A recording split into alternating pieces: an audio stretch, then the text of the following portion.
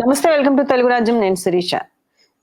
నిన్న రేవంత్ రెడ్డి గారు వరంగల్ విజయోత్సవ సభలో మాట్లాడుతూ బీఆర్ఎస్ మీద నిప్పులు కురిపించారు. అంటే అభివృద్ధి పదంలో బీఆర్ఎస్ కాంగ్రెస్ ని తొక్కిపెడుతోంది, కుట్రలు చేస్తోంది అని మాట్లాడారు. అలాగే సీఎం కేసీఆర్ పై కూడా తీవ్ర స్థాయిలో నిప్పులు చెరిగారు. ఫామ్ హౌస్ లో నిద్రపోతే కుదరదు, అసెంబ్లీకి రావాలి అంటూ ఘాటు వ్యాఖ్యలు చేశారు. కుట్రలు చేస్తే ఊరుకునేది లేదని పదే పదే మాట్లాడారు. అంటే బీఆర్ఎస్ వాళ్ళు కాంగ్రెస్ గవర్నమెంట్ ఒక 6 నెలల్లో కూలిపోతుంది అన్నట్టుగా ప్రజాస్వామ్యంలో మాట్లాడుతున్నారు. అది కరెక్ట్ కాదు. ఇది 5 ఏళ్లు ఖచ్చితంగా ఈ ప్రభుత్వం ఉంటుందని ప్రజలకు నమ్మకం కుదిలిచ్చేట్టుగా మాట్లాడారు. అలాగే తెలంగాణకు ఏం కాలేదు, కానీ కేసీఆర్ కుటుంబ సభ్యుల ఉద్యోగాలు ఆ నలుగురి మాత్రమే ఊడిపోయాయి. తెలంగాణ అంతా సుభిక్షితంగా ఉంది అని చెప్పారు. అలాగే రైతులకు రుణమాఫీ కూడా విజయవంతంగా ఇస్తున్నాము అని చెప్పారు. అందరికి రుణమాఫీ చేసి తీరుతాము అని కూడా చెప్పారు. ఎప్పుడంటే అప్పుడు అసెంబ్లీ పెట్టిస్తా అని చెప్పి కేసీఆర్ అసెంబ్లీకి రావాలి, ఇంట్లో కూర్చొని ఫామ్ హౌస్ లో నిద్రపోతే కుదరదు అన్నారు. అలాగే హైడ్రా, మూసి ప్రక్షాళన గురించి కూడా ఇప్పుడు నడుస్తా ఉంది. దీనిపై మనతో పాటు జూమ్ లో జాయిన్ అవుతున్నారు బీఆర్ఎస్ నుంచి రామ్మూర్తి గారు, అలాగే కాంగ్రెస్ పార్టీ నుంచి నాగేష్ గారు. నమస్తే సార్. నమస్కారం అండి. సార్, ముందుగా ప్రతిపక్షం కాబట్టి రామ్మూర్తి గారితో మనం స్టార్ట్ చేద్దాం. సార్, నిన్న రేవంత్ రెడ్డి గారు విజయోత్సవ సభ అన్నారు. అంటే సంవత్సరం పూర్తయి కాంగ్రెస్ పరిపాలన, మేము ఈ గ్యారంటీలు ఏదైతే 6 గ్యారంటీలు ప్రకటించారో ఆ గ్యారంటీలన్నీ ఇంప్లిమెంట్ చేశాము, ప్రజలకు అవన్నీ సంక్షేమ పథకాలు అందుతున్నాయి అని మాట్లాడారు. అలాగే కాంగ్రెస్ గవర్నమెంట్ మీద కుట్రలు చేస్తే ఊరుకోమన్నారు. త్వరలో కేటీఆర్ గారిని జైల్లో పెడతాము, బిడ్డ రెడీగా ఉండు అని కూడా సవాల్ విసిరారు. ఎలా చూడొచ్చు అంటారు ఈ విషయాలన్నీ కూడా? చూసేది ఏంటండి, అసలు విజయోత్సవ సభ అని పెట్టుకున్నారు వాళ్ళు. ఓకే, ఇప్పుడు 1 ఇయర్ కూడా కాలేదు, సరే 1 ఇయర్ అయింది అనుకుందాం. ఓకే, 1 ఇయర్ అయింది అనుకుందాం, దగ్గరలో ఉంది. సరే, వీళ్ళు ఏం చేసిండ్రు, ఇప్పుడు ఈ 1 ఇయర్ లో ఏం చేసిండ్రు అనేది మనం చూసుకోవాలి. ఎందుకంటే మొత్తం రాష్ట్ర వ్యాప్తంగా మనం అందరం తిరుగుదాం, మనందరం ఒక కారు పట్టుకొని మొత్తం తిరుగుదాం. కేసీఆర్ గారు ఏం చేసిండో నేను చూస్తా, రేవంత్ రెడ్డి ఏం చేసిండో మీరు చూంచండి. ఇప్పుడు ఏంటంటే ఏదైనా విజయోత్సవం సభ జరుపుకుంటే దానికి ఒక కారణం ఉండాలి. ఇప్పుడు నువ్వు 6 గ్యారెంటీలను వచ్చిన తర్వాత ఈ 6 గ్యారెంటీల పైన నువ్వు ఒక ఫ్రీ బస్ ఒకటి ఇంప్లిమెంట్ చేసినావు. అది కూడా వాళ్ళకు కూడా డబ్బులు ఇవ్వట్లేదు. ఎందుకంటే రోజుకు 10 కోట్లు కట్టాలి ఆర్టీసీకి. వీళ్ళు ఇంతవరకు కూడా కట్టలేదు. అది 3,000 కోట్లు పెండింగ్ ఉన్నారు. ఇది క్రాస్ చెక్ చేసుకోండి అవసరమైతే. లాభాల్లో ఉన్న కార్గోను కూడా దారదత్తం చేస్తున్నాడు. ఎక్కడక్కడ ఎమ్మెల్యేల అనుచరులు వాళ్ళు వీళ్ళు ప్రైవేటైజేషన్ చేసుకొని అది కూడా నడుపుతుంది. ఇంతకుముందు ఆర్టీసీ వాళ్ళే నడిపేది కార్గోను, ఇప్పుడు ప్రైవేట్ చేతులకు వెళ్ళిపోయింది. ఇలాంటి పరిస్థితులు ఉన్నాయి. అదే విధంగా 18,000 కోట్లు వీళ్ళు ఏదైతే పవర్ డిస్కామ్లకు పెండింగ్ ఉన్నది, ఇప్పుడు 3 కరెంట్ సంబంధించి అది కూడా ఇవ్వలేదు. అది టు బి క్లియర్, అది కూడా మన మీదే ఏదైతే వినియోగదారుల మీదే చూద్దామని చూస్తే మేము కూడా దాన్ని ఘోరంగా ప్రశ్నించడం జరిగింది. మా మాజీ మంత్రులు కూడా దాని మీద ధ్వజమెత్తడం జరిగింది. అదే విధంగా ఏదైతే ఈఎన్సీ కూడా మేము కంప్లీట్ చేయడం జరిగింది. దాని తర్వాత మేము వెనక్కి తీసుకోవడం జరిగింది. ఇలాంటి పరిస్థితులు ఉన్నాయి. ఇప్పుడు ఏంటంటే ఒక ముఖ్యమంత్రి స్థాయిలో ఉండి అధికారిక సమావేశాలు, 2 అధికారిక సమావేశాలు, ఒకటి కాళోజీ కళాక్షేత్రం ఓపెనింగ్, అది కూడా నువ్వు ఏం చేయలేదు. నేను టు బి క్లియర్, ఎందుకంటే 75 కోట్లతోని మేము కంప్లీట్ గా దాన్ని 95% కంప్లీట్ చేసినాం. ఒక అద్దాలు, అదే విధంగా కొంత ఏదైతే పెయింటింగ్ సంబంధించి పెండింగ్ ఉండే ఆ వర్క్ ను కంప్లీట్ చేసి మేము చేసినామంటే ఇక అది ఇది ఎక్కడ కరెక్ట్ కథ అండి, ఇది కరెక్ట్ కాదు. ఇలాంటి పరిస్థితులు ఏంటంటే ఇప్పుడు నువ్వు చేసి ఏదైనా నిజంగానే నువ్వు 10 నెలల్లో ఇక్కడికి వచ్చిన తర్వాత వరంగల్లో ఒక శంకుస్థాపన చేసి కంప్లీట్ గా నువ్వు 10 నెలలకు పూర్తి చేస్తే నువ్వు చేసినట్టు, అది నువ్వు చేయలేదు. అదే విధంగా ఉద్యోగాల విషయం కూడా చూసుకుందాం. వీళ్ళు వచ్చిన తర్వాత 6 నెలల్లో మేము నోటిఫికేషన్ వేస్తాం, 2 లక్షల ఉద్యోగాలు సంవత్సరం లోపల ఫిల్ చేస్తామన్నారు. ఇంతవరకు ఒక నోటిఫికేషన్ లేదు. వీళ్ళు వేసిన డిఎస్సీలో కూడా మా దాంట్లో కలిపి ఏంటంటే మేము 5,000 చిల్లర వేసినాం, వాళ్ళు ఒక 6,000, 2 కలిపి మెగా డిఎస్ అన్నారు. మెగా డిఎస్ అంటే ఒక 50,000 నుంచి అది కనీసం 30,000 అని ఉండాలి. వీళ్ళు అన్నది వేరు, వీళ్ళు చేసింది వేరు. డిఎస్సి ఉద్యోగులు అదే విధంగా పరీక్ష వాయిదా వేయమన్నా, అదే విధంగా టీజీపీఎస్సీ వాళ్ళు ఏదైతే వాయిదా వేయమన్నా పిడిగుద్దులు గుర్తారు, రోడ్ల మీద తీసుకొచ్చి కొడతారు, హాస్టల్లో పండుకుంటే గుంజుకొచ్చి కొడతారు. అదే విధంగా లైబ్రరీలో చదువుకుంటే కూడా లైబ్రరీ తలుపులు మూసి అందులోకి వెళ్ళి గుంజుకొచ్చి కొడతారు. ఇదే నిర్బంధ ప్రభుత్వం. నిన్న ఏం జరిగిందంటే ఇందిరా మహిళా శక్తి అని పెట్టుకున్నారు. మహిళా శక్తి ప్రోగ్రామ్ లో మీకు చూస్తా, ఎందుకంటే మహిళా శక్తి ఏ విధంగా ఎంత ఘోరంగా. ఒక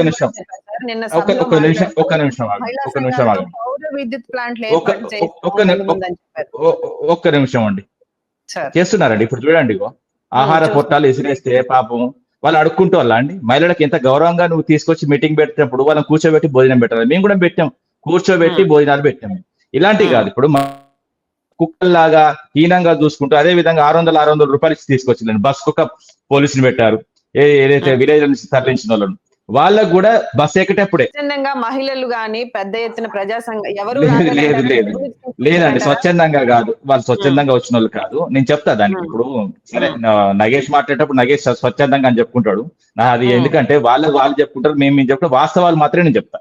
మీరు అవసరమైతే క్రాస్ చెక్ చేసుకోండి. నేను మాట్లాడే మాటలో ఏ అబద్ధం ఉన్నా మీరు అబద్ధం అని రేపు ప్రసారం చేయండి, అంతే తప్ప కానీ ఇప్పుడు నేను గాలికి ముచ్చట్లు చెప్పడం కాదు, ఏదున్నా చెప్తా. అదే విధంగా ఈయన వచ్చి ఇష్టం వచ్చినట్టు ఒక ముఖ్యమంత్రి స్థాయిలో ఉండి అధికారికంగా ఏదైతే ఇప్పుడు స్టేజ్ మీద శాంతకుమారి ఉన్నది క్లియర్, ఎందుకంటే అది అధికారిక సమావేశం, అందరికి కూడా తెలుసు. రాజకీయం మాట్లాడద్దు. ఏ ముఖ్యమంత్రికి అయినా 28 రాష్ట్రాలు, 8 కేంద్ర ప్రాంతాలు, ఈయనకు మాత్రం 29 ఉంటాయి. అమెరికాలో 29 అని చెప్తాడు. ఈయన రాష్ట్రాలు కూడా తెలియదు నాకు తెలిసి, ఎందుకంటే ఓన్లీ 28 రాష్ట్రాలలో ముఖ్యమంత్రులకు సంబంధించి అధికారిక సమావేశంలో ఏదైతే మేము ఏం చేసినాము గతంలో, మేము ఏదైతే 11 నెలల్లో మేము వచ్చిన తర్వాత ఏం చేసినాము, ఇంకా మహిళలకు ఏం చేస్తామని చెప్పాలి, మీకు ఇలాగా మాట్లాడాలి. కానీ ఒక కేసీఆర్ తండ్రి వయసు లాంటివాడండి, రా బిడ్డ చూసుకుందామని మాట్లాడచ్చా అండి? ఇప్పుడు నేనున్నా, ఇప్పుడు నాకు తండ్రి వయసు ఉన్న వాళ్ళని రా చూసుకుందామని మాట్లాడచ్చా? ఇప్పుడు ఒక రాష్ట్రాన్ని సాధించిన వ్యక్తి, సరే నీకైనా వ్యక్తిగత కోపం ఉంటే నువ్వు వేరే రాజకీయ సభలో నువ్వు మాట్లాడుకో, నువ్వు బ్రహ్మాండంగా మీ కార్యకర్తలను పిలుచుకో, మొత్తం వరంగల్ కాదు మొత్తం అన్ని ఏదైతే మొత్తం 33 జిల్లాల నుంచి తీసుకొచ్చుకొని నువ్వు పెట్టి నువ్వు ఎట్లా మేడం విమర్శించు, మేము కూడా విమర్శిస్తాం. కానీ ఒక అధికారిక సమావేశంలో ఒక ముఖ్యమంత్రి మాట్లాడేటప్పుడు ఒళ్ళు సోయి దగ్గర పెట్టుకొని మాట్లాడాలి. ఇష్టం వచ్చినట్టు మాట్లాడనీకి ఇవి నువ్వు దా చూసుకుందామంటే ఇది కబడ్డా? ఈయన ఏమన్నా నిజంగా చెప్తున్నా, భూమికి జానల్ లేడు, వాస్తవంగా తొక్కితే లోపలికి పోతాడు. ఓపెన్ గా మాట్లాడుకుంటే మా కార్యకర్తలు ఎంతమంది రండి, వాళ్ళు ఏందండి, ఇప్పుడు వీళ్ళు కూడా ఇప్పుడు పాపం తొక్కుకుంటా వచ్చినా అని మాట్లాడతాడు. ఎవరిని తొక్కుంటూ వచ్చిండండి? వాళ్ళందరినీ స్టేజ్ మీద ఉన్న వాళ్ళందరినీ తొక్కుంటూ వచ్చిండు. క్లియర్ గా చెప్పిండు, ఆడ ఉన్న వాళ్ళకి స్టేజ్ మీద ఉన్నకి సిగ్గు లేదు. ఇక మాకేమండి, నాకు అర్థం కాదు. మేము బ్రహ్మాండంగా 10 ఏళ్ళ పరిపాలనలో బ్రహ్మాండమే పరిపాలన ఇచ్చినాం. ఎందుకంటే మేము చెప్తాం ఎన్ని చేశామన్నది కూడా చెప్తా. వీళ్ళు ఏంటంటే దాదాపు 55 ఏళ్ల పాలన వీళ్ళు భాగస్వామ్యంలో దేశంలో ఎవరికి ఇచ్చిల్లండి? వీళ్ళు రైతు బీమా ఇచ్చిల్లా, రైతు బంధు ఇచ్చిల్లా, అదే విధంగా దివ్యాంగుల పెన్షన్ 500 ఇచ్చేది, దాన్ని మేము 4000 చేసినాం. అదే విధంగా స్థాపిత విద్యుత్ ఎంత ఘోరం అంటే పరిస్థితి, ఎంత 74 మెగావాట్లే ఉండే, మేము వచ్చిన తర్వాత ఎంత ఘోరంగా చేశామంటే 4695 మెగావాట్లు చేశాం. అదే విధంగా ఇంకా చాలా ఉన్నాయి. ఇప్పుడు 2700 మెగావాట్ల లోటు ఉండే, 24 గంటల కరెంట్ తీసుకొచ్చాం. దాదాపు అది కూడా మేము ఏంటంటే దాదాపు 20,000 మెగావాట్ల కాడ తీసుకొచ్చాం. చాలా ఉన్నాయి. ఇప్పుడు తలసరి ఆదాయం ఏదైతే 1,24,104 ఉండే రాష్ట్రం ఏర్పడ్డప్పుడు 2014, మేము వచ్చిన తర్వాత 3,15,000 దాదాపు 3,15,000 దాకా తీసుకొచ్చాం. అదేవిధంగా మెడికల్ కాలేజ్ 5 ఉండే, మేము వచ్చిన తర్వాత 28 చేశాం. అదేవిధంగా గురుకులాలు వీళ్ళెంత 298 ఉండే, మేము వచ్చిన తర్వాత 1022 చేశాం. అదేవిధంగా రెసిడెన్షియల్ డిగ్రీ కాలేజ్ 0 వీళ్ళు ఉన్నప్పుడు మేము వచ్చిన తర్వాత 85 పెట్టాం. అదేవిధంగా ఎంబీబీఎస్ సీట్లు 850 ఉండండి, మేము వచ్చిన తర్వాత 4,000 చిల్లర చేశాం. ఇప్పుడు నర్సింగ్ కాలేజీలు 5 ఉండే అండి వీళ్ళు ఉన్నప్పుడు, మేము ఉన్నప్పుడు తర్వాత 25 దాకా తీసుకొచ్చాం. అదేవిధంగా రెసిడెన్షియల్ జూనియర్ కాలేజ్ 146 ఉండే, మేము వచ్చిన తర్వాత 737 చేశాం. బస్తీ దవాఖానాలు 0, మేము వచ్చిన తర్వాత దాదాపు 500 చేశాం. ఇలా సాగునీటి మీద తాగునీటి మీద పథకాలు సంపద పెంచినాం. సంపద పెంచి ఏదైతే సంపదను వాస్తవంగా జనాలకు పంచిపెట్టాం, ప్రజలకు పంచిపెట్టాం. వీళ్ళు ఏం చేస్తున్నారని పెంచిన సంపదను పందికొక్కుల్లాగా అన్నదమ్ములు తింటున్నారు. వీళ్ళు 7 అన్నదమ్ములు, 2 చచ్చిపోయి తాగి చచ్చిపోయారు. వీళ్ళు ఏదైతే కేసీఆర్ గారిని ఇష్టం వచ్చినట్టు మాట్లాడుతున్నాడు. కానీ తెలంగాణలో తండ్రి వయసు ఉన్న వ్యక్తిని ఎవరు కూడా అంత విచ్చలవిడిగా మాట్లాడరు. ఈయనకు సంస్కారం లేదు, సంస్కారహీనుడు. ఒక తండ్రి వయసులో ఎట్లా మర్యాద చేయాలని కూడా తెలియదు. ఒక రాష్ట్రానికి మాజీ ముఖ్యమంత్రి అయినే నువ్వు ఇష్టం వచ్చినట్టు మాట్లాడనీకే రాజకీయ సభ కాదు. నువ్వు రాజకీయ సభ పెట్టి నువ్వు 100% విమర్శించుకో. కానీ తాగుబోతుల సంఘాన్ని అధ్యక్షుడు అంటారు. మీ అధ్యయనములే బాగా తాగి చచ్చిపోయిండు, మీకు తెలియదు. రాష్ట్ర ప్రజలు అందరూ తెలుసుకోవాలి. బాగా తాగి రిటైర్మెంట్ అయ్యి ఇంట్లో వండుకొని బాగా తాగి చచ్చిపోయారు. ఇలాంటి పరిస్థితులు ఉన్నాయి. ఇప్పుడు మీరు ప్రభుత్వం వచ్చిన తర్వాత 6 గ్యారెంటీల మీద మీరు ఏం చేసినారని కూడా చెప్పిన. 6 గ్యారెంటీల్లో 2 అప్లోలు. ఒకటి ఫ్రీ కరెంట్ చేసి విద్యుత్ డిస్కామ్లను నష్టాలకు నెడుతున్నాడు, ఆర్టీసీని నష్టాలకు నెట్టిండు క్లియర్ గా. ఇప్పుడు వాళ్ళు కూడా ఉద్యోగులు కూడా ధర్నాలు చేసే పరిస్థితికి వచ్చింది. రాష్ట్రాన్ని అని చెప్తా. మేము అప్పులు చేసిన దానికి ప్రతి చెప్తా. మేము ప్రాజెక్టులు కట్టినాము, కలెక్టరేట్లు కట్టినాము, అదే విధంగా మెడికల్ కాలేజీలు కట్టినాము, ఇవన్నీ ఉన్నాయి. ఇప్పుడు మీరు ఇప్పుడు వచ్చిండు. ఇప్పుడు నిన్న కూడా ఆయన రాష్ట్ర ఆదాయం గురించి చెప్పిండు. దాదాపు 2 లక్షల కోట్లు 3 లక్షల కోట్ల దాకా చెప్పిండు ఆయన. ఇప్పుడు 11 నెలల్లో దాదాపు ఆయన లెక్క ప్రకారం అయితే 3 లక్షల కోట్లు అవుతుంది. అదే విధంగా అయితే అప్పులు తీసుకొచ్చిన దాంతో పాటు, ఎందుకంటే ఆయన మనోడికి కూడా తెలియాలి, అప్పులు తీసుకొచ్చిన దాంతోనే ఆయన 90,000 కోట్లు అప్పులు తీసుకొచ్చిండు. దాన్ని కూడా 3 లక్షల కోట్లు. ఈ 3 లక్షల కోట్లతో ఏం చేసినా నాకు కావాలి, నాకు లెక్క కావాలి. 3 లక్షల కోట్లకు ఇప్పుడు లెక్క చెప్పాలి నగేష్ భాయ్. నేను ఏం అడగ, నేను 3 లక్షల కోట్లకు లెక్క చెప్పాను అంతే. నిజంగా గిన్ని పెట్టినాం, గిన్ని పెట్టినాం, గిన్ని ఒక నిమిషం నువ్వు చెప్తూ కరెక్ట్.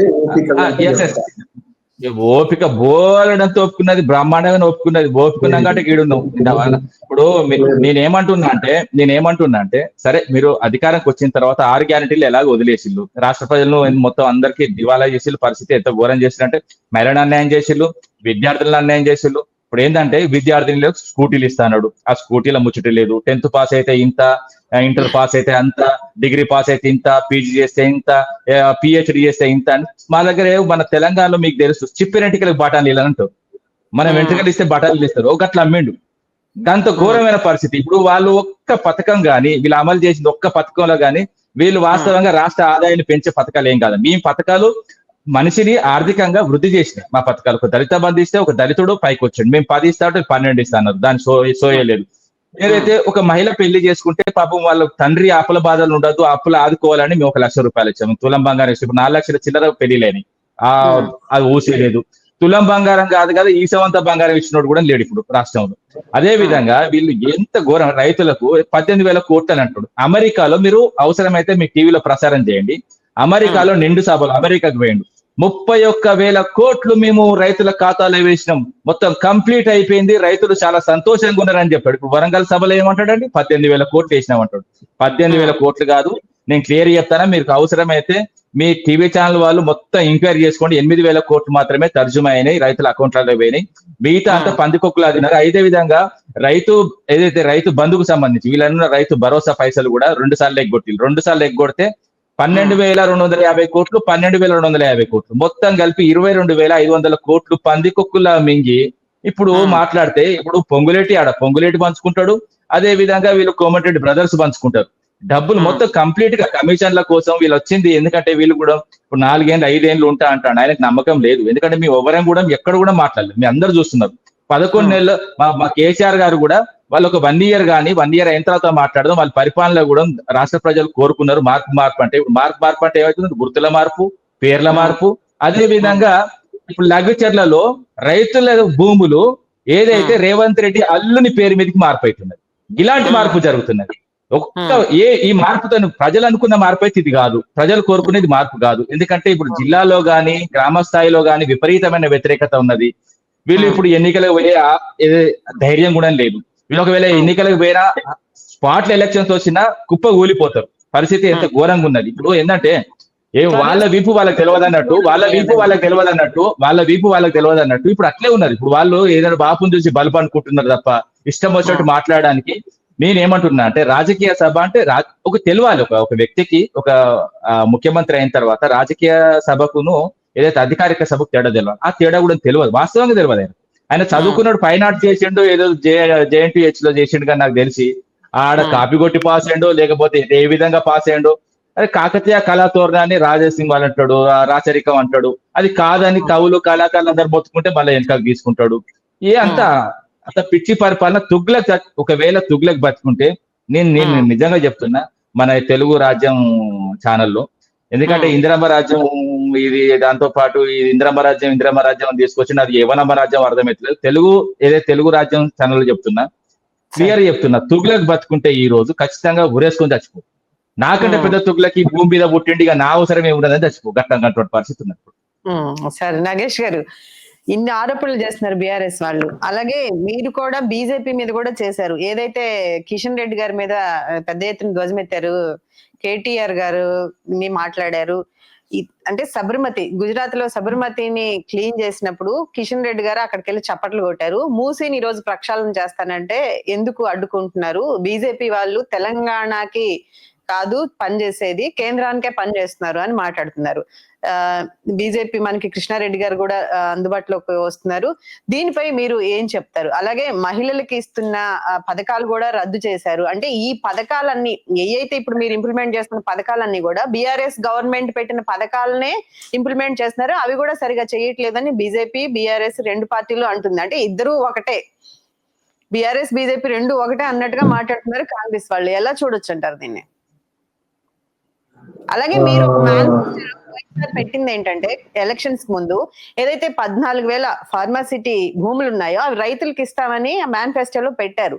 కానీ అవి ఇవ్వకపోగా ఇంకో 16,000ని లేదా ఇంకొక 4-5,000ని దానికి యాడ్ చేసి అక్కడ రైతుల మీద దాడులు చేస్తున్నట్టుగా కూడా ఆరోపణలు వస్తూ ఉన్నాయి. ఎలా చూడొచ్చు అంటారు? నిజంగా అభివృద్ధి జరుగుతుందంటారా అక్కడ? రియల్ ఎస్టేట్ లో భాగంగా ఇది చేస్తున్నారని ఆరోపణలు వస్తున్నాయి. లేదమ్మా, అదంతా అభూత కల్పన. కానీ ఇప్పుడు అంత పెద్ద డైమెన్షన్ ని నేను చాలా చిన్నగా సమరైజ్ చేయాలనుకుంటున్నాను. First will start with thank you. First time on ఈ ఛానల్ మీద ఫస్ట్ టైం. సో ఇప్పుడు స్టార్టింగ్ ఆఫ్ ది డిబేట్ నుంచి మనం స్టార్ట్ చేద్దాము. బిఆర్ఎస్ అన్నగారు ఏమన్నారంటే కాళోజీ కళాక్షేత్రంలో నిలబడి రేవంత్ రెడ్డి ఈ రోజు మాట్లాడుతున్నాడు, అసలు అది ఏది అది పునాదులు వేసిందే బిఆర్ఎస్ పార్టీ అని అంటున్నారు. ఒకవేళ అది వాస్తవం అయితే ఈ రోజు దానికి పెయింట్ వేసినా, డోర్ వేసినా, అద్దాలు వేసినా క్రెడిట్ మాత్రం ప్రెసెంట్ గవర్నమెంట్ పోతుంది. ఎందుకు పోతుంది అంటే మెచ్యూరిటీ ఆఫ్ ది లెవెల్. అన్నగారు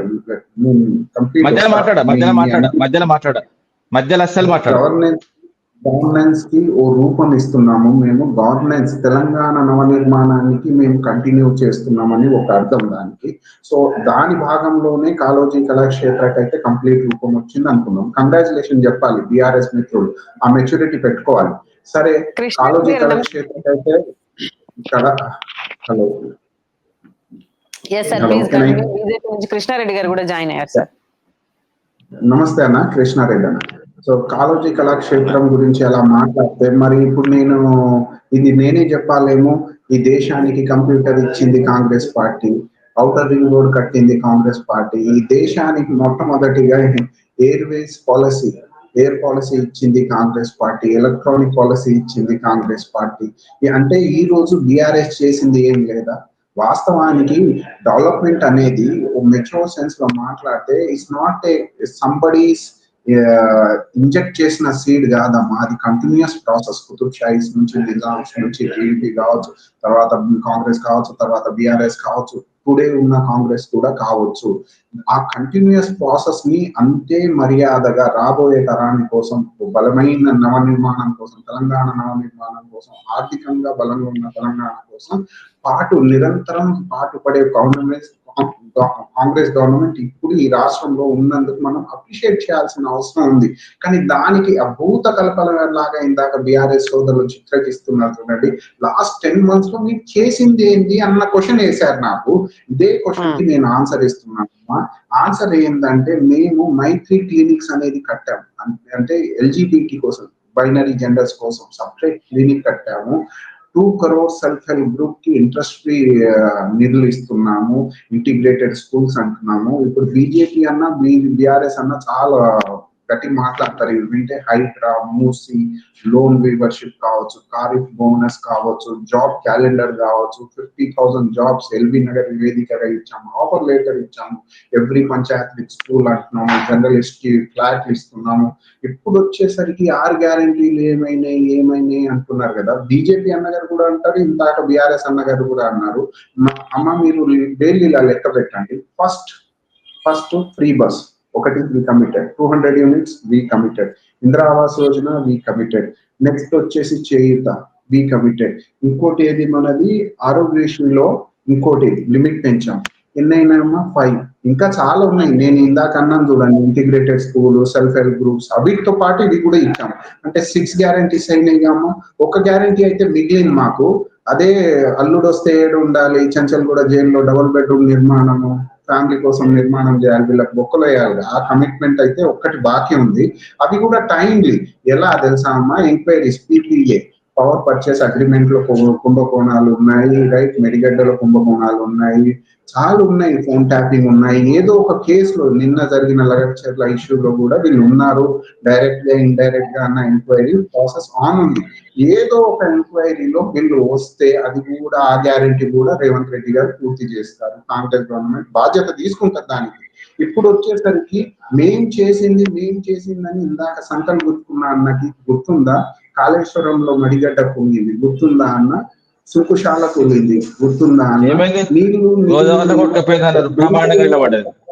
మెడిగడ్డ నుంచి శిల్పుశాల వరకు మన నియామకాల్లో పేపర్ లీకేజ్ చేసేది వీళ్ళు, టీఎస్పీఎస్సీ పేపర్, అందులో 20 లక్షలకు ఒక పేపర్ అమ్ముతున్నారు. అంటే వీళ్ళు గవర్నెన్స్ చేత కానప్పుడు మేము బాధ్యత గల అపోజిషన్ లాగా వివరించినప్పుడు మాకు ఈ రోజు అధికారం వచ్చింది. ఈ రోజు సార్ బీజేపీ వాళ్ళ మీద కూడా కాంగ్రెస్ పెద్ద ఎత్తున వ్యతిరేకత వ్యక్తం చేస్తుంది. అంటే మూసి ప్రక్షాళనకి బీజేపీ వ్యతిరేకం అని చెప్తుంది. ఏదైతే 1,00,000 కోట్ల బడ్జెట్ ఏదైతే ఉందో మూసి ప్రక్షాళన కోసం ఏదైతే పెట్టారో అదంతా నిరుపయోగం చేస్తుంది. దీన్ని వీళ్ళు వేరే విధంగా వాడటానికే ఈ ప్రక్షాళన కార్యక్రమం పెట్టారు తప్ప నిజంగా మూసి ప్రక్షాళన అనేది అక్కడ ఏది జరగదు, రియల్ ఎస్టేట్ దందా చేస్తున్నారు అన్నట్టుగా మాట్లాడుతున్నారు. కిషన్ రెడ్డి గారి మీద కూడా మాట్లాడారు. అంటే సబర్మతి నదిని అక్కడ ప్లానింగ్ లో ఉన్నప్పుడు చప్పట్లు కొట్టొచ్చారు మోదీ గారికి, ఎందుకు తెలంగాణలో మూసి ప్రక్షాళనకు అడ్డుకుంటున్నారు బీజేపీ బీఆర్ఎస్ అంటుంది. ఏం చెప్తారు సార్, నిజంగా మూసి ప్రక్షాళనకి మీరు అడ్డుకుంటున్నారా, హైడ్రాని వ్యతిరేకిస్తున్నారా, అలాగే ఫార్మసిటీని వ్యతిరేకిస్తున్నారా, అభివృద్ధిలో భాగంగా ఇవన్నీ చేస్తుంటే అధికార ప్రభుత్వాన్ని అడ్డుకుంటున్నారు అని చెప్తున్నారు? మేడం, ముందుగా మీకు అలాగే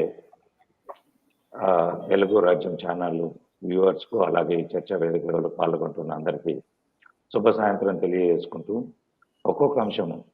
ఫస్ట్ మూసీ నది సుందరీకరణ అన్నాడు, రివర్ బెడ్ అంటున్నాడు, దాన్ని పునర్జీవం అంటున్నారు. దాంట్లో కాంగ్రెస్ పార్టీ ప్రభుత్వానికి స్పష్టత లేదు. ఇప్పుడు మనం 1,50,000 కోట్లు అంటున్నారు. దాని మీద ఇప్పుడు మనం ఒక ఎగ్జాంపుల్ తీసుకుంటాం. అమరావతి కట్టడానికి, ఒక రాష్ట్ర రాజధాని కట్టడానికి 35,000 ఎకరాలు తీసుకొని పునర్నిర్మించడానికి, పూర్తి స్థాయిలో పునర్నిర్మించడానికి 1,00,000 నుంచి 1,20,000 కోట్లు అంటున్నారు. ఒక మూసీ నదికే 1,50,000 కోట్లు అంటే దాని మీద అవినీతికి ఆస్కారం వస్తుంది. అవినీతికి జరగడానికి మీరు ఒక ఆలోచన చేసిండ్రు అంటున్నాము. గతంలో మనము రాజశేఖర రెడ్డి గారు ఉన్నప్పుడు కూడా ఈ ప్రభుత్వాలకు ఏమైందంటే చిన్న చిన్న ప్రాజెక్టుల మీద ఏమొస్తలేవు, పెద్ద ప్రాజెక్టులు తీసుకోవాలి, ధనం మీద ధనయజ్ఞం చేసుకోవాలి. ఆ రోజు వైఎస్ఆర్ గారు జలయజ్ఞం అని పెట్టేసి ధనయజ్ఞం చేసింది. అలాగే కేసీఆర్ గారు కాళేశ్వరం పేరు మీద ధనయజ్ఞం జరిగింది. ఈ రోజు రేవంత్ రెడ్డి గారి ప్రభుత్వం వచ్చేసి మూసీ నది మీద ధనయజ్ఞం చేద్దామనే ఒక ఆలోచన తప్ప వాళ్ళకి అసలు ఇప్పటి వరకు, మొన్న కూడా మనము చాలా చర్చలలో మేము పాల్గొన్నాము, దాంట్లో మాట్లాడాము.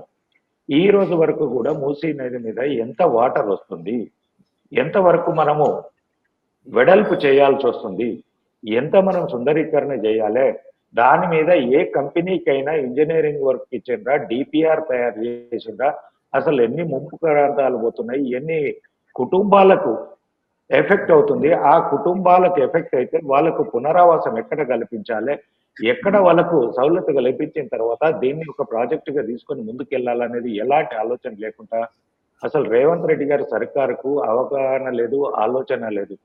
ఎందుకు ఈ మాట చెప్తున్నామంటే, ఫస్ట్ వాళ్ళు హైడ్రా అనే దానికి దేనికి పెట్టారు, ఓన్లీ ఎఫ్టిఎల్ ల్యాండ్లను మేము బ్యాక్ తీసుకుంటాము, కబ్జాలకు గురి అయిన చెరువులు నాలాలు అనేటివి వాటిని మేము ఇది చేస్తామన్నారు.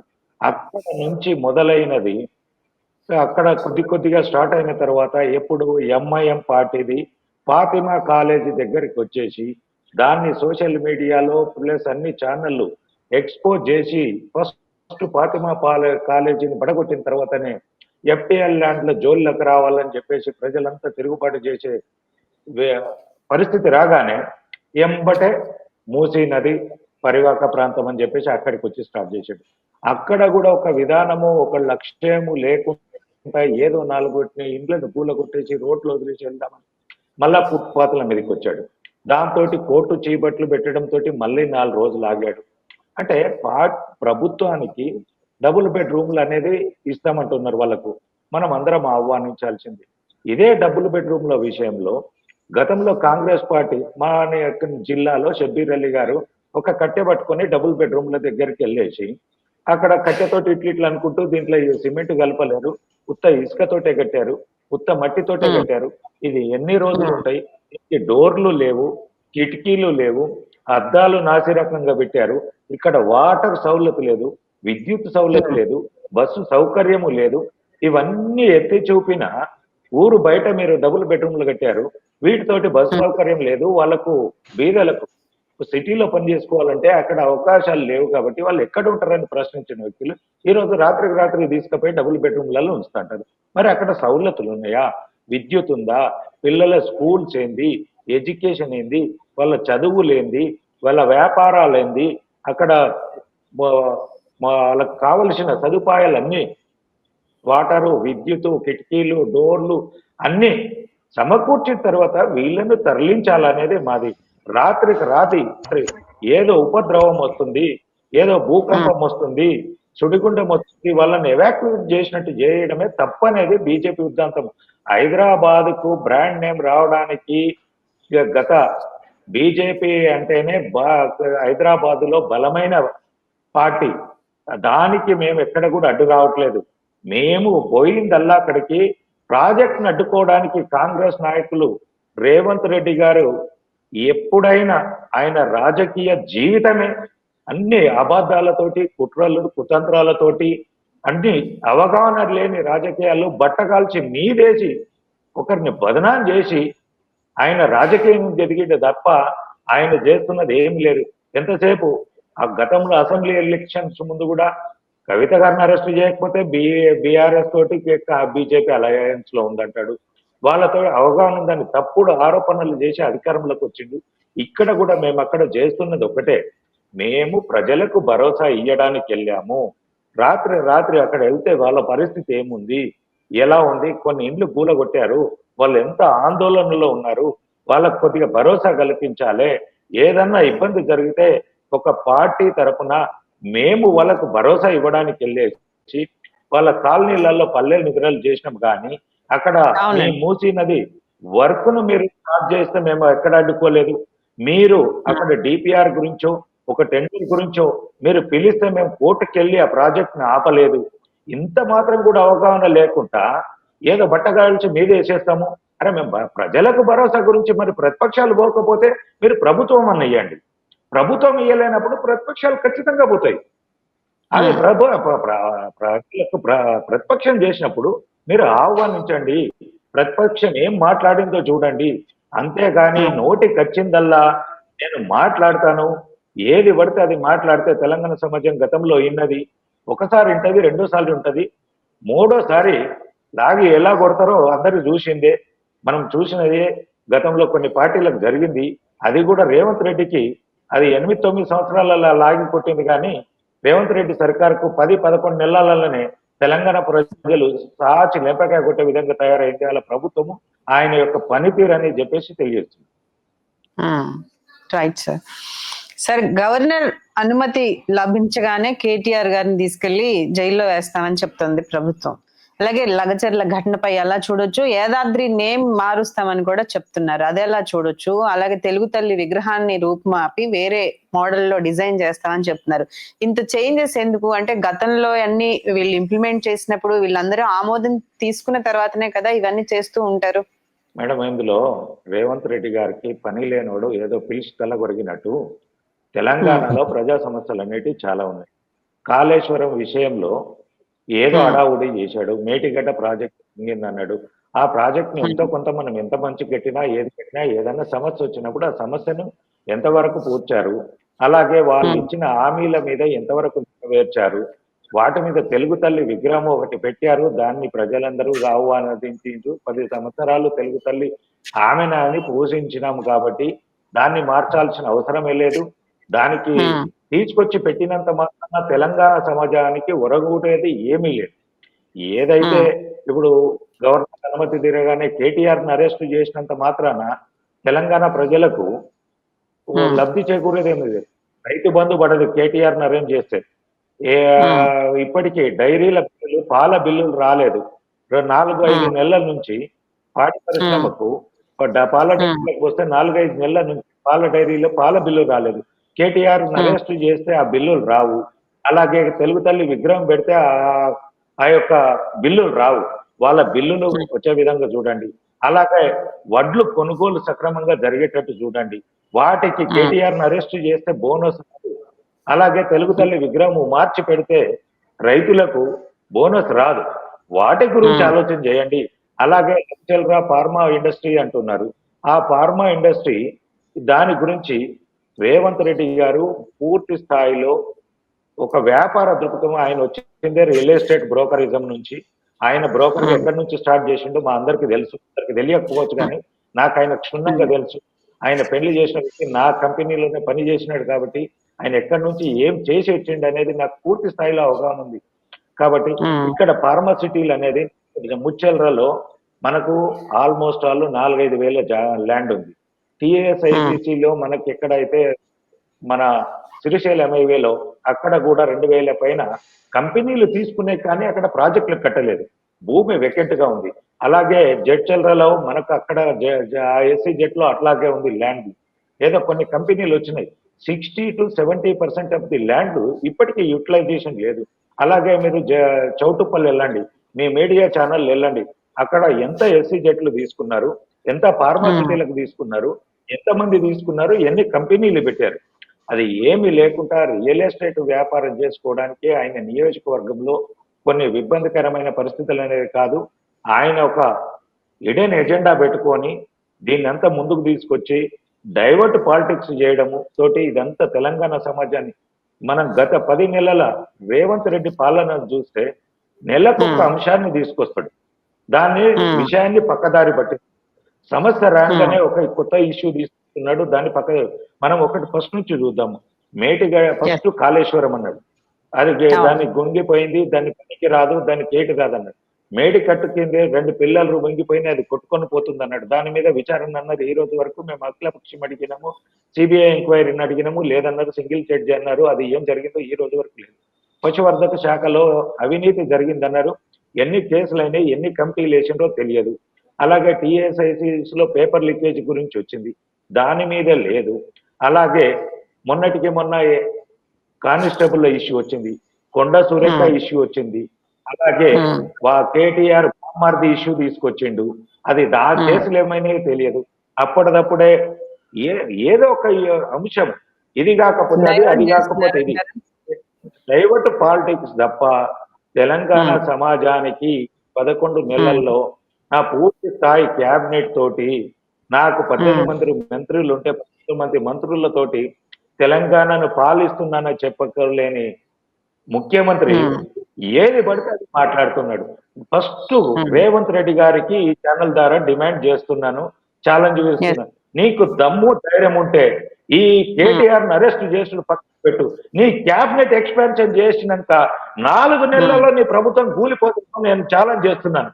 ఆ భయం తోటి నువ్వు పొద్దున లేస్తే రాత్రి వరకు సోనియా జపం చేయడము, రాహుల్ గాంధీ జపం చేయడం తప్ప వాళ్ళ జపం చేయని ఒక్క మీటింగ్ లో కనుక వాళ్ళ పేరు చెప్పకపోతే 2వ నెలలోనే రేవంత్ రెడ్డి గారు సీఎం గా దిగిపోయే అవకాశం ఉంటుంది. కాబట్టి దీన్ని దృష్టిలో పెట్టుకొని ఎక్కడ పోయినా సోనియా దేవత అంటాడు, ఆమె తెలంగాణకు బలి దేవత. ఆమె 3 సంవత్సరాల ముందు తోటి అనౌన్స్ చేసినాక 3.5 సంవత్సరాలు కాలయాపన తెలంగాణలో 1,200 మంది బలిదానాలు జరిగినాయి. అలాగా ఉస్మానియా యూనివర్సిటీలో విద్యార్థుల మీద ఒక్కొక్కరి మీద 40 నుంచి 50 కేసులు పెట్టించుకొని తెలంగాణ సమాజం మొత్తము 3.5 సంవత్సరాలు రోడ్ల మీద తెలంగాణ గురించి ఉద్యమం చేసి భవిష్యత్తు తరాలకు ఉపయోగపడుతుంది తెలంగాణ అని చెప్పేసి ప్రతి ఒక్కరూ తెలంగాణ గురించి పోరాటం చేస్తే ఆమె రాజకీయ అవసరానికి ఎలక్షన్ ముందు తెలంగాణ ఇచ్చి ఆ రోజు కూడా తెలంగాణకు రావాల్సిన హక్కులను పూర్తి స్థాయిలో ఇయ్యకుండా ఈ రోజు వరకు పేచి ఉండే విధంగా చేసింది ఎవరంటే తెలంగాణ బలిదేవత సోనియా గాంధీ. ఆమెను ఈ రోజు ఆమె కాళ్ళు కడగాలి, ఆమె నెత్తిన పోసుకోవాలి. ఎందుకు? నీ ముఖ్యమంత్రి పదవి కోసుకోవడానికి నువ్వు రోజు పోయి కాళ్ళు మొక్కు, దండం పెట్టుకో. తెలంగాణ సమాజము ఎన్నటికీ సోనియా గాంధీని క్షమించదు, ఆమెను దేవతగా ఒప్పుకోదు. ఆమెను ఎప్పటికైనా బలిదేవతగానే ఊరు బయట కట్టేసినట్టే తెలంగాణ సమాజము రాబోయే ఎలక్షన్ లో తెలంగాణ అవతలనే కట్టేస్తామని చెప్పేసి తెలియజేస్తుంది. రైట్, థ్యాంక్ యూ కృష్ణారెడ్డి గారు. అలాగే రామమూర్తి గారు, ఫైనల్ గా ఇప్పుడు సంవత్సరం అయిపోయింది, పార్టీలో మళ్ళీ పునరుత్తేజం దిశగా అడుగులు పడుతున్నాయా? అంటే కేసీఆర్ గారే స్వయంగా ప్రజల్లోకి వచ్చి మాట్లాడే అవకాశం ఎప్పుడు ఉంటుంది? ఈ దిశగా ఏమైనా ప్రణాళికలు చేస్తున్నారా? మళ్ళీ ప్రజల్లోకి వెళ్ళి మీ పార్టీ చేసిన లోపాలు ఏవైతే ఉన్నాయో ప్రజలకు తెలియజెప్పే పరిస్థితి ఏమైనా ఉందా? బిఫోర్ దట్, ఎందుకంటే నగేష్ కూడా మాట్లాడి వెళ్ళాడు, నేను నాకే సమాధానాలు చెప్పి మీ విషయానికి నేను సమాధానం చెప్తాను. ఎందుకంటే కాళోజీ కళాక్షేత్రం గురించి మాట్లాడాడు. మాకి క్రెడిట్ వస్తుందంటే ఆయనకి ఎట్లా క్రెడిట్ వస్తుందో నాకే అర్థమవుతుంది. వాళ్ళకి కూడా అసలు కనీస జ్ఞానం కూడా లేదు. ఎందుకంటే వరంగల్ గురించి కానీ కాళోజీ గురించి కానీ, కాళోజీ ఏదైతే పుట్టిన పంచలే అతను చనిపోయేంత వరకు కాంగ్రెస్ మీదనే కొట్లాడిండు. కాంగ్రెస్ ఏదైతే ఎన్కౌంటర్ల మీద, కాంగ్రెస్ హత్యల మీద, అదే విధంగా కాంగ్రెస్ అణచివేతల మీద, ఇందిరాగాంధీ ఎమర్జెన్సీ మీద ఆయన కవిత్వాలు, ఆయన రచనలు అన్ని అదే సాగినాయి. ఆయనను దాదాపు ఎందుకంటే ఆయనను ఓడగొట్టింది కూడా వీళ్ళే. ఎందుకంటే ఆయన ఎమ్మెల్సీగా పోటీ చేస్తే కూడా ఆయన ఓడగొట్టింది కూడా ఈ కాంగ్రెస్ పార్టీ. ఎందుకంటే ఇప్పుడు కాళోజీ చనిపోయిన తర్వాత కాళోజీ మిత్ర బృందం ఉంటుంది. అది ఎందుకంటే కాళోజీకి నాకు కూడా కొంచెం సంబంధం ఉన్నది. నేను కూడా ఒక చిన్న యువకవిని కాబట్టి నేను ఇంటర్మీడియట్ చదువుకుంటే 98 లో తనని తీసుకొచ్చి సమాజ విద్యార్థి సమైక్యాన్ని ఒకటి పెట్టి ఆయన ఆధ్వర్యంలో కొట్లాడదాం అనుకున్నాం. దురదృష్టవశాత్తు ఆయన చనిపోవడం జరిగింది. సరే, అది జరిగిన తర్వాత అవన్నీ మనం ఉంటాయి, ఇప్పుడు తర్వాత మాట్లాడుకుంటాం. కానీ ఏంటంటే ఇప్పుడు ఆయన మిత్ర మండలి ఉంటుంది, ఆయనకు సంబంధించిన స్నేహితులు కొంతమంది ఒక గ్యాదర్ అయ్యి ఏదైతే కాళోజీ కళాక్షేత్రం కావాలని ముగ్గురు ముఖ్యమంత్రుల దగ్గరికి అండి, అప్పుడు చంద్రబాబు, అదేవిధంగా రాజశేఖర రెడ్డి, దాని తర్వాత రాజశేఖర అయిన తర్వాత ఇతర ముఖ్యమంత్రుల దగ్గరికి కాళ్ళు అరిగేలా 300 గజాల జాగ కోసము దాదాపు కొన్ని సంవత్సరాలు తిరిగినా కూడా తెలంగాణ కవులకు కానీ తెలంగాణకు ఇంపార్టెన్స్ ఇవ్వకుండా కనీసం తీసిపడేసి చాలా ఘోరమైన అవమానించారు. ఎందుకంటే అవమానాన్ని వీళ్ళు భరించలేక దాస్యమిని అన్న ఇక్కడ లోకల్ ఎమ్మెల్యే ఉండే ఆ కాళోజీ మిత్ర బృందాన్ని తీసుకొని ఏదైతే కేసీఆర్ గారి దగ్గరికి పోయింది, ఏదైతే ప్రతిపక్ష నాయకునిగా ఉండే, సార్ ఇది పరిస్థితి ఏం చేయమంటారంటే మీరు అంత అవమానపడ అవసరం లేదు, తెలంగాణ మనదే ప్రభుత్వం, మనం వచ్చిన తర్వాత ఆఫ్టర్ 300 ఏంది 3 ఎకరాల్లో బ్రహ్మాండంగా కట్టిస్తాడు. ఆ మాట మీన్నే తెలంగాణ ఏర్పాటు తర్వాత మా రెండోసారి ప్రభుత్వం వచ్చిన తర్వాత మేము కాళోజీ కళాక్షేత్రం అయితే స్టార్ట్ చేయడం జరిగింది. అది అంచెలంచెలుగా దాదాపు చాలా పెద్ద ప్రాజెక్ట్, దాదాపు 75 కోట్లతో మేము దాన్ని చేశాము. అత్యాధునికంగా ఉత్తగా చిన్న ముచ్చట కాదు. ఆ కాళోజీ అంటే చాలా పెద్ద వ్యక్తి. ఎందుకంటే ఆయన బర్త్డేని కూడా, ఎందుకంటే ఆయన జన్మదినాన్ని కూడా తెలంగాణ భాషా దినోత్సవంగా అయితే కేసీఆర్ గారు అనౌన్స్ చేసి తెలంగాణ కవులకు ఒక గొప్ప గౌరవాన్ని ఇచ్చిన మహానేత. ఎందుకంటే మనం కొన్ని ఒప్పుకోవాలి. సరే, ఇప్పుడు వాళ్ళు ఏం చేసింది, మేమేం చేసిందంటే ఇప్పుడు ఇతను మాట్లాడుతాడు ఏదైతే మాకు వస్తుంది అంటారు. మేము 3 ఎకరాల భూమిని ఇచ్చాము, అదే విధంగా 75,000 కోట్లు పెట్టి దాన్ని కంప్లీట్ చేశాము, 95% కంప్లీట్ చేశాము, లాస్ట్ కు మిగిలి ఉన్నది వాళ్ళు కంప్లీట్ చేయొచ్చు. కానీ వీళ్ళ గొప్ప గుణం ఉండాలి. ఇప్పుడు మేము రాజశేఖర రెడ్డి చనిపోయినప్పుడు కానీ మా ప్రభుత్వం వచ్చిన తర్వాత కానీ ఫీజు రియంబర్స్మెంట్ విషయం కానీ అదే విధంగా ఆరోగ్యశ్రీ విషయం కానీ నిండి అసెంబ్లీలో మెచ్చుకున్నాం. అలా గొప్ప గుణం కావాలి. ఇప్పుడు గత ప్రభుత్వాలు చేసిన గొప్ప గుణం కూడా నువ్వు ఒప్పుకోకపోతే నీవు కుళ్ళు కుతంత్రం అంతా ఉన్నట్టే కదా. విష సర్పం ఇది, మామూలు విష సర్పం కాదు ఇది. ఇప్పుడు ఏంటంటే చంద్రబాబు దగ్గర డబ్బులు తీసుకొని టీపీసీ ప్రెసిడెంట్ కొనుక్కున్నాడు. ఎందుకంటే అప్పుడు కాంగ్రెస్ వాళ్ళకి వీళ్ళకి పొత్తుంటా కాబట్టి, ఇప్పుడు ఇద్దరికి మిత్రులు కాబట్టి, ఆయన శిష్యుడే కాబట్టి కొనుక్కున్నాడు. కొనుక్కున్న తర్వాత ఇప్పుడు ఏంటంటే ఇప్పుడు ఈ కొనుక్కున్న తర్వాత ముఖ్యమంత్రి అండి, బైలక్ల ముఖ్యమంత్రి అయిన తర్వాత ముఖ్యమంత్రి పీఠను ఎట్లా కాపాడుకోవాలి? ఇప్పుడు ఏంటంటే చంద్రబాబు ఉన్నాడు అక్కడ మోడీతో దోస్తా అన్నది కాబట్టి ఆ దోస్తాంతో కాపాడుకుంటూ వస్తాడు. లేకపోతే ఇప్పటికీ ఓటుకు నోటు కేసులో ఖచ్చితంగా ఊసలెక్కవలసిన వ్యక్తి. అదే విధంగా మాట్లాడతాడు 50,000 ఉద్యోగాలు మేము వచ్చిన తర్వాత అంటే సన్యాసులారా, ఆ 50,000 ఉద్యోగాలు మీరు నోటిఫికేషన్ ఎప్పుడు వేసిళ్ళు, పరీక్షలు ఎప్పుడు నిర్వహించిళ్ళు? మీ ప్రభుత్వం వచ్చిన తర్వాత ఒక్క నోటిఫికేషన్ లేదు. మీరు ఏ విధంగా చెప్పుకుంటారు? ఏదైతే ఎన్నికల కోడ్ వల్ల వాళ్ళకు ఏదైతే సర్టిఫికేట్ వెరిఫికేషన్ అదే విధంగా రిజల్ట్ ఆగినాయి, అవి తీసుకుపోయి ఎల్బీ స్టేడియంలో నియామక పత్రాలు ఇచ్చుకుంటా మేము ఇచ్చినామని చెప్పుకోవడానికి సిగ్గుశరం ఉండాలి కదా కొంచెమైనా కూడా. అదే విధంగా మేము ఏదైతే మీరు 90,000 కోట్లకు అదే విధంగా ఈ 3 లక్షల కోట్లకు లెక్క చెప్పమంటే నేను అది చేసినాం ఇది చేసినామని చెప్పిండు. నేను ఇంత ముందు కూడా చెప్పిన ఫ్రీ బస్సు విషయంలో వీళ్ళు ఆర్టీసీకి 3,000 కోట్లు కట్టాలి, అది కూడా కట్టట్లేదు. అది ఫ్రీ బస్ కాదు, ప్రభుత్వం ఖచ్చితంగా ఆర్టీసీ చెల్లించాలి, రోజుకు 10 కోట్లు చెల్లించాలి. అది చెల్లించట్లేదు, వాళ్ళకి ఇవ్వాల్సిన బకాయిలు అట్లే ఉన్నాయి. అదే విధంగా ఈ పవర్ డిస్కామ్ల గురించి చెప్పాను, ఫ్రీ పవర్ గురించి వాడికి 18,000 కోట్లు బాకీ ఉన్నది, అది కూడా పేమెంట్ చేయట్లేదు. అదే విధంగా గ్యాస్ కూడా అట్లే ఉన్నది. కొంతమందికి అది ఉత్త గ్యాస్ ముచ్చట, ఎవరి ఇంట్లోకి వస్తుందో ఎవరికి వస్తలేదో అందరికి తెలుసు. కొన్ని టాపిక్ డైవర్ట్ ముచ్చట్లు మాట్లాడాడు. ఏదంటే ఇప్పుడు ఇది ఫోన్ ట్యాపింగ్ అని, అదే ఆధారాలు లేవు వీళ్ళ దగ్గర, ఊరికే ఇదే వేరే విషయం మాట్లాడు. ఫోన్ ట్యాపింగ్ విషయాల్లో వ్యక్తిగతంగా కూడా ఒక మహిళల జీవితాల్లో కూడా తొంగి చూసిండు, ఇజ్జత్ మానం తీసుకున్నారు కోర్టులోకి పోయి. ఒక మహిళ గురించి ఎట్లా మాట్లాడతాను చూసినట్టు, ఈమె దగ్గర ఉన్నట్టు. ఏంటంటే కోర్టు పరిధిలో కోర్టు మాట్లాడద్దు అన్నది కాబట్టి నేను మాట్లాడతలేను, కానీ సిగ్గు శరం లజ్జ మానం ఉన్న లోపల మాట్లాడండి. ఎందుకంటే నేను కూడా అట్లా మాట్లాడాల్సి వస్తాను. ఎందుకంటే ఇప్పుడు అదే విధంగా ఇవి చాలా ఉన్నాయి. ఇప్పుడు అశోక్ నగర్ ఏంటంటే ఈయన విద్యార్థుల గురించి కూడా మాట్లాడండి. ఏదంటే ఇప్పుడు టీఎస్పీఎస్సీ పేపర్ లీకేజ్ విజయంలో దొరకబట్టింది ఎవరండి? రేణుకను అదే విధంగా రాయాల్సింది దొరకబట్టింది ఎవరండి? మేము కాదా? మేము దొరకబట్టి ఆ కేసు విచారణ ఉన్నది, మీరు వచ్చేది కదా. ఇప్పుడు అది కోర్టు పరిధిలో ఉన్నది, కోర్టు ఎవరిని దోషాన్ని చేస్తే మొత్తం దొరికిపోతారు. మా ప్రభుత్వం మీద విషం ధరలని రాయేష్ అనే వ్యక్తి బీజేపీకి సంబంధించిన వ్యక్తిని అందరికీ తెలుసు.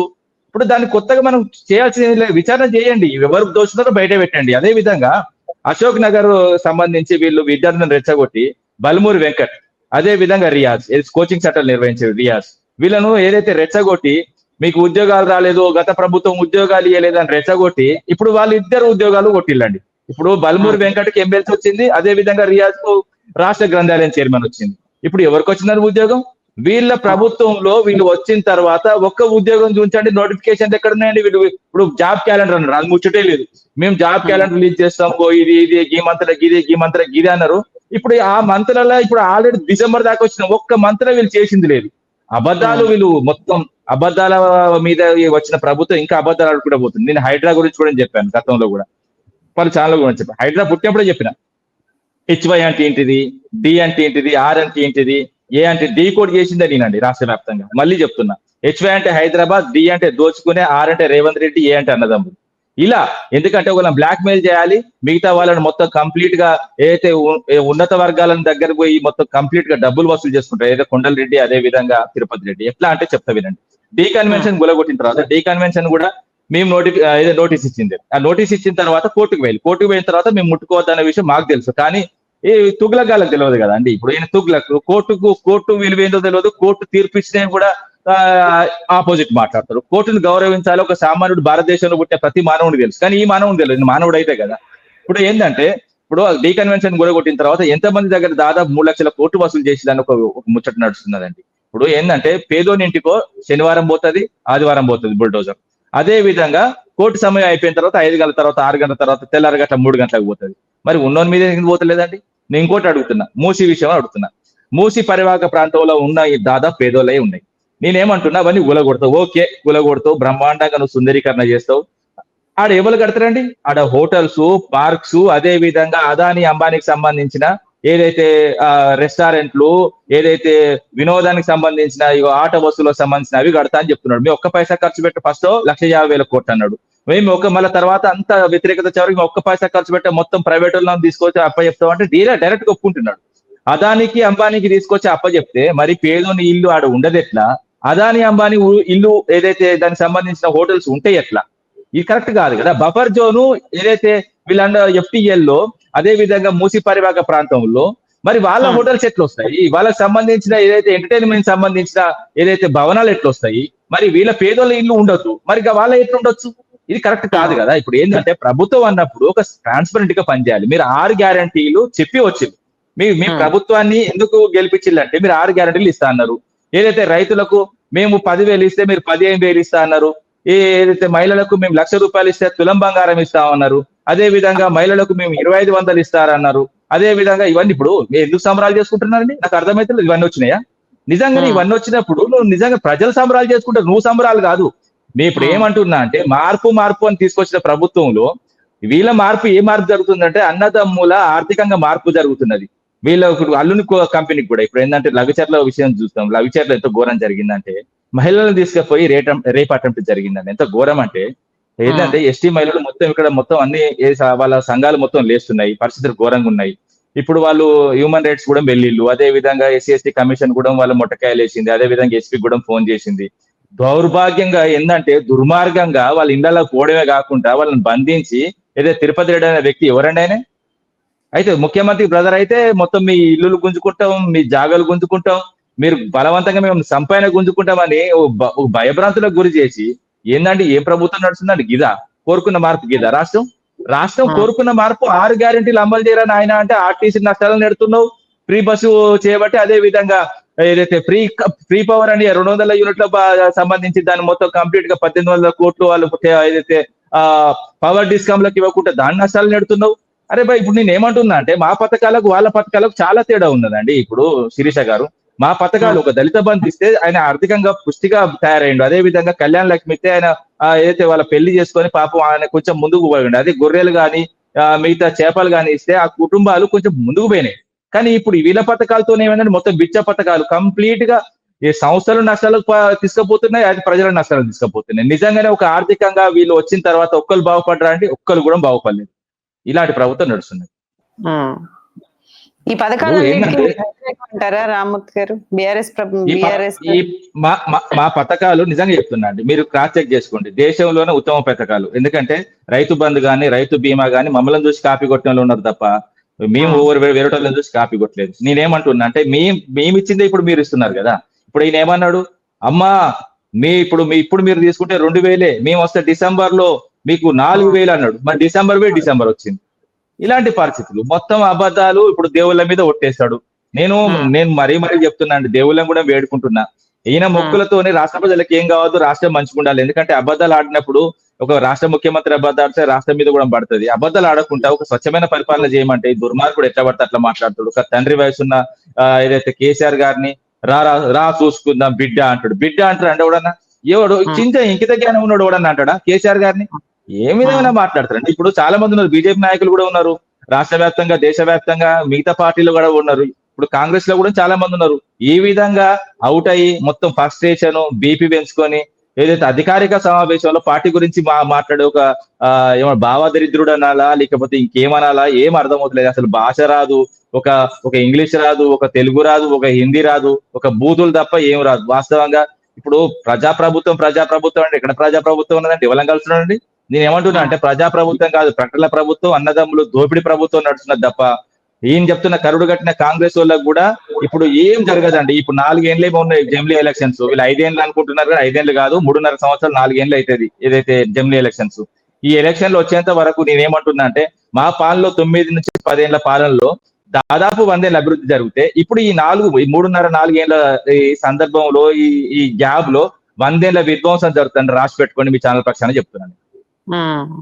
రైట్. థ్యాంక్ యూ రామ్మూర్తి గారు. థ్యాంక్ యూ కృష్ణారెడ్డి గారు.